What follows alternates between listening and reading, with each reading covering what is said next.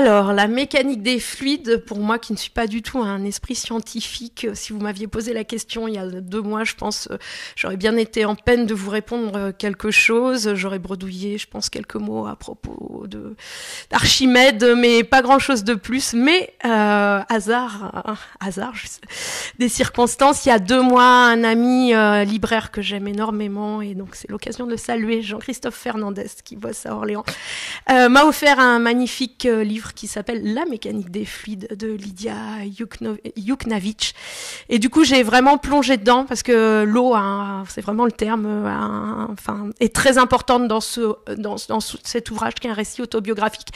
Et ça a vraiment été pour moi une découverte. C'est un texte très très fort, dont les pages sont vraiment magnifiques. Le premier chapitre, je pourrais le relire, je pense, encore et encore. Et donc voilà, ce que c'est devenu pour moi, la mécanique des fluides, un splendide texte que je recommande à tout le monde.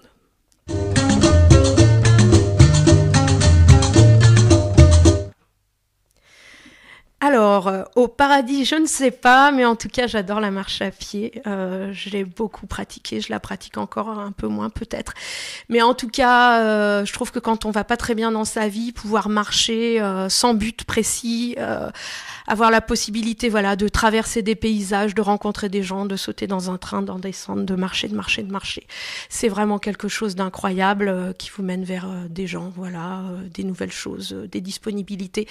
Et si ça mène pas au paradis, je suis sûre que ça mène vers plein de belles choses quand même.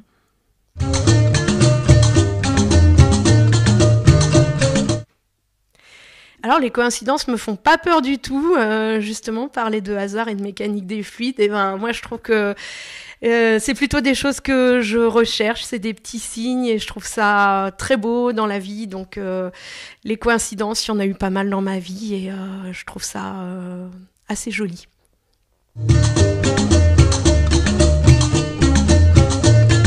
Alors bien sûr, il y a plein de beaux livres chez Zulma. Mon premier coup de cœur, c'est L'île du Point Nemo de Jean-Marie Blas de Robles.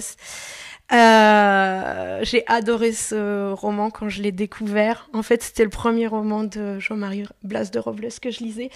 Et j'ai vraiment, j'ai retrouvé le plaisir de lecture qu'on peut avoir quand on est gamin, en fait. C'est-à-dire qu'on plonge dans plein d'aventures, toutes les plus, enfin, avec des rebondissements, des extravagances. Et vraiment, j'ai trouvé ça magnifique de retrouver cette énergie qu'on a quand on est jeune lecteur, qu'on est sous sa couette et qu'on peut pas lâcher sa pile électrique, qu'on veut finir, voilà, avancer, tourner les pages. Et donc, j'ai été très heureuse d'avoir de retrouver ce plaisir de lecture qu'on a quand on est jeune lecteur et qu'on perd parfois un petit peu, surtout quand on devient prof de littérature, par exemple. Voilà. Le second, c'est un magnifique roman d'Abdelaziz Baraka Sakine, Les Django, qui est sublimement traduit par ailleurs par Xavier Luffin, qui est un super traducteur. Alors j'avais déjà lu le précédent roman d'Abdelaziz Baraka Sakine, Le Messie du Darfour, mais je trouve qu'il y a dans Les Django une espèce de poésie incroyable. On voit à la fois ce courage et cette misère de ces Django qui suent à cultiver le sésame et en même temps qui sont au rythme des saisons. Il y a des personnages incroyables, très hauts en couleur, la frontière entre le réalisme et le fantastique est très intéressante et moi qui ai beaucoup lu de littérature africaine, on va dire, cette zone-là de l'Afrique, je la connais moins et c'était une vraie plongée dans un nouvel univers. Donc je trouve qu'il y a tout. Il y a la poésie, il y a le fantastique, il y a l'engagement social et il y a une langue absolument fantastique. Voilà. Et le dernier, c'est un ouvrage que j'ai traduit. Kay Miller, l'Authentic Pearline Porsches. Kay Miller, c'est vraiment un super romancier, c'est un grand poète avant tout. Et en fait, j'ai découvert ce roman quand j'étais lectrice dans une maison d'édition.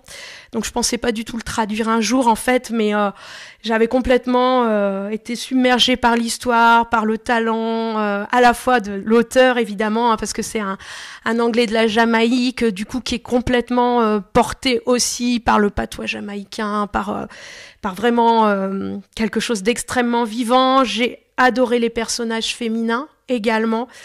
Et je trouvais qu'il y avait des scènes absolument bouleversantes, toutes les scènes où il y a justement où Pearline tricote plein de bandages de couleurs et qu'il y a des couleurs partout. Je trouve ça très très beau. Cet auteur a un talent fou, voilà, et je recommande à tout le monde de le lire aussi chez Ulma ou dans des livres qui sont pas encore traduits, mais voilà,